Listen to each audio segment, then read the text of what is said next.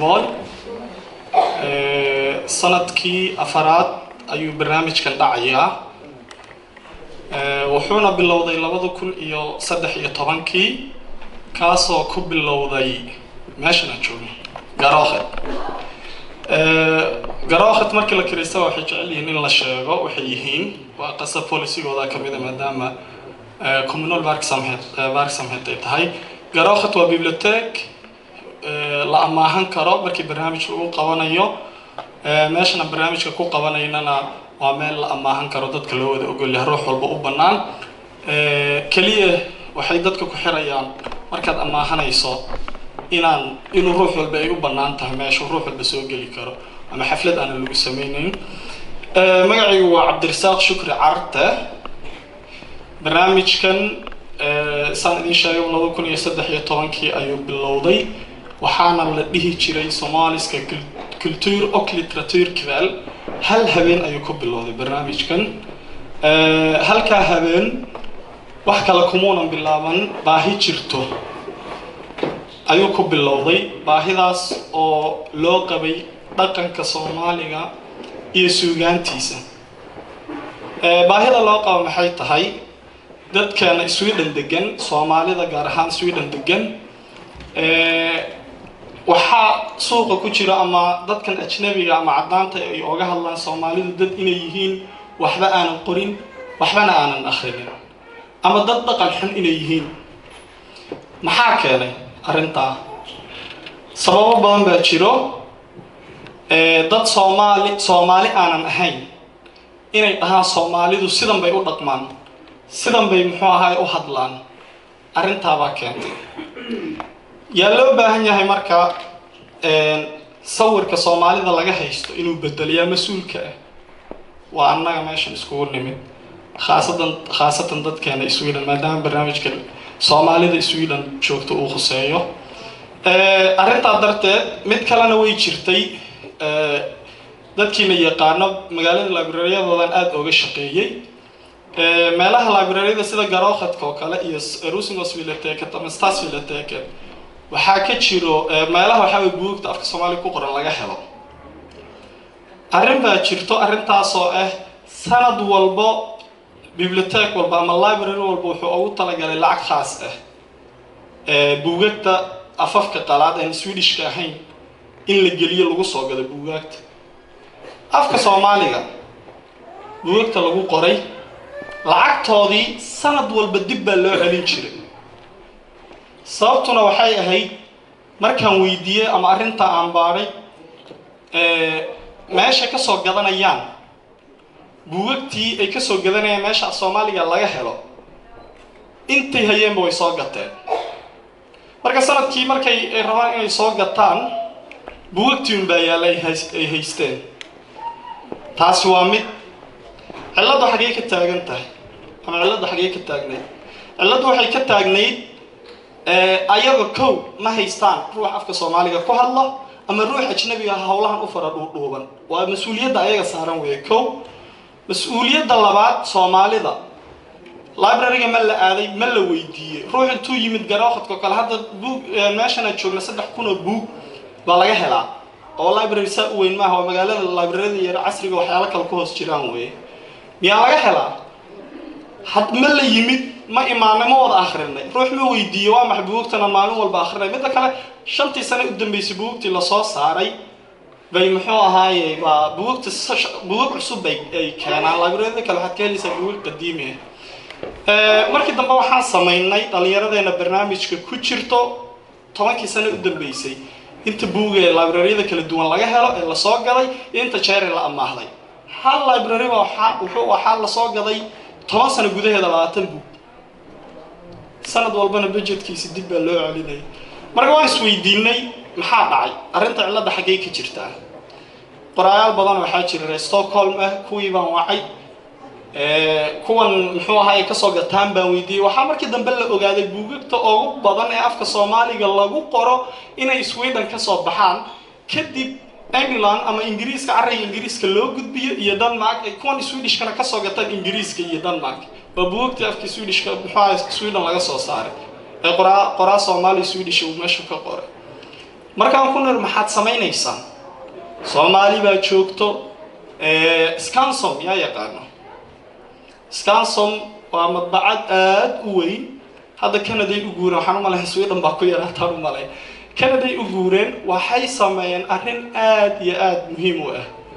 waxa way madbacadaha buugga af Soomaaliga laga helo ama soo saaro kuwa ugu waaweyn bay ka mid yihiin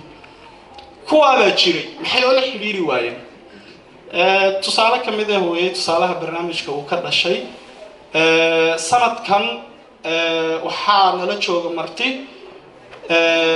martidaana mar dhow dhalinyarada barnaamijkan isla daadihinayna ayaa idin sharxi doono barnaamijka afar ayaan ku nahay waa aniga Cabdirasaaq Shukri ah waa Cabdiqaadir Future Maxamed Cabdicasiis oo ku magac dheer garaadka iyo Xasan Waranweyn waa afarteena aan ku nahay dhabahaantii waan dadaalnay waanan isku daynay maadaama sanadkii afaraad aan marayna sanadkan barnaamijka 3 maalin ayuu ahaa saan idin sheegay maadaama maalin uu ku bilowday barnaamijka hal habeen baahidiina ay badatay sanadkii labaad hal habeen kale ayuu ahaa 2015 oo sanadkii la soo dhaafay ahaa ayaa waxaan sameynay 3 jeer oo 3 maalmood isku xigtay inaan ka dhigno sanadkan sidoo kale waa sanadkii ugu horeeyay aan marti dibadda ku casuulo barnaamijkeena oo dibadda ka keenno shalay dadkii niimid baa og wuxuu ka dhacay barnaamijka Statsville Ticket wuxuuna ku baxayay afka Swedishka Rashid Musa ayaa noo yimid Maymuna Abdullahi baa noo timid siyaasigeena magaalada Mubarak Cabdiraxmaan asaga ayaa barnaamijka panel samtol ayuu ahaa asaga ayaa daadihinayay waxaa kaloo jiray caruur yar yar oo isku koox ay abaabuleen dhaqankeena quruxda badnaa soo bandhigay siiba ciyaaraha dhaqanka dhaantada waxaa kaloo jiray ayadana dhalinyaro yar yar oo gabay soo bandhigay gabay ku saabsan tahriibka iyo dhibaatada uu leeyahay iyo ninka dhulkiisa ka soo tagay dhibaatada uu kala kulmay qurbaha inaan idinku sii raago ma rabi shalay saabo barnaamij ku dhacay maantana waa kan halkan ay joogno bari hadwa la idmo wuxuu ka dhacayaa Folketus City Gross gadaasheeda Folketus cusub baa laga furay passport Folketus ayaa guuray bari marka barnaamijka aad ayuu xiiso u leeyahay waxa lagu tartamayaa ciyaaraha dhaqanka siiba dhaantada 6 koox ayaan imaan doonto Israel ayaana dhici doona waxaan imaan doona Nuur Caraale waxa kaloo jiro waxaa lagu tartami doonaa suugaanta siiba gabayga iyo geeraarka dhalinyaro ayaana ku gabi doontaa dool ay ku tartami doontaa dool la idmo meesha ayaan barnaamijka ogaga baxayaa haddana uu noo furan yahay waxaan mikrofoonka ku soo dhaweynayaa saaxiibkay Maxamed Cabdicasiis oo iskiin mari doono martidan noo sheegi doona qolada yihiin iyo dadka yihiin Assalamu alaykum horta aad iyo aad baan u hambaliyeenayaa reer Maalmo in aan maanta barnaamijkan iyo martidan sharafta leh ay noogu imaadaan magaaladeena barnaamijka maanta laba qayb u dhacaya oo martidana la joogta soo hor loogu sheegay waa Professor Abdallah Umar Mansour oo ah linguist luqadda Soomaaliya iyo Ahmed Farax Idaaja oo nin aqoonyahan ah suugaanta iyo hidaha dhaqanka marka labadan marti program ay noo soo diyaariyeen baa jirta ay halkaan noogu soo bandhigayaan markaas kadibna laba kale oo martina la joogta qalin la dayib oo nin dhalinyaro ah aqoonyahan Kiikhwaansta degan siyaasina ah oo ku jira golaha degmada hoose oo Kiikhwaansta wuxuu wareysanayaa Professor Ahmed Farax Idaaja uu wareysanayaa Cabdiqaadir Future-na wuxuu wareysanayaa Professor Abdallah Mansour marka hadeertan waxaan rabaa inaan barnaamijka soo dhaweejiyo Professor Abdallah Mansour oo aan ku dhaho soo dhawo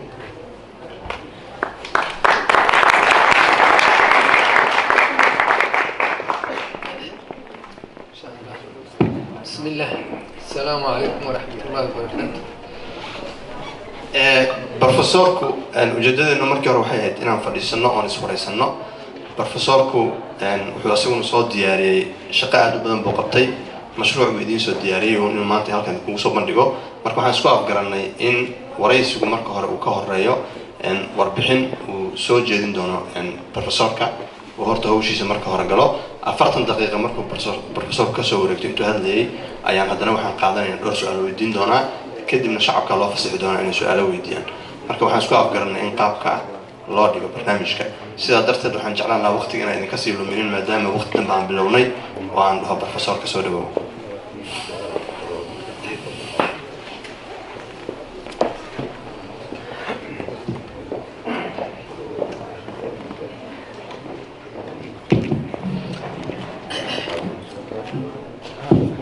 بسم الله السلام عليكم ورحمة الله وبركاته سلام كدب waad mahadsantihiin gaar ahaan qolada soo qabanqaabisay maxaan ku idhaahdaa arrintan aad iyo aad ay u mahadsan yihiin waxaan ani dulbadiiba aan bilaabi lahaa mawduucayga wuxuu yahay sida aad halkaan aad uga jeedaan taariikhda afka iyo bulshada Soomaaliyeed marka anu takhasuskeyga taariikh ma ahaan maxaa ii geeyo taariikhda dhinacyo badan ayaa laga eegi karaa aniga dhinaca aan ka eegay waxay tahay dhinaca afka iyo dhaqanka nin walba markii wax la tuso arrintaas ka hadal markii la yiraahdo wuxuu ku cabirayaa hadba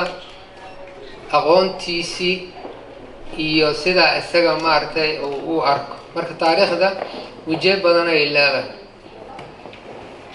sida daraadeed ani sida aqoonteydii ama ila tahay ama dhinaca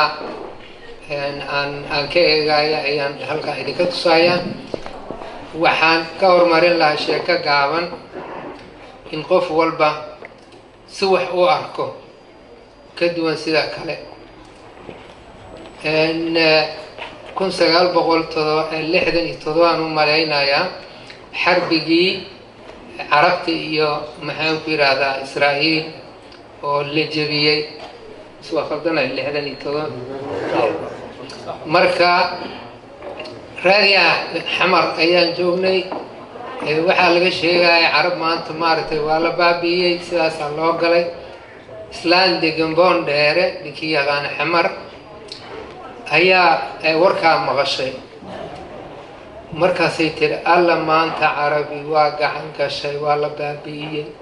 si xunaa loo galay carab marka waxay tiri waxay saa u yeelayaan waa gartay rubuc yarida lagu arkay aan fasiro marka islaantan dukaan dariskeeda ah maartay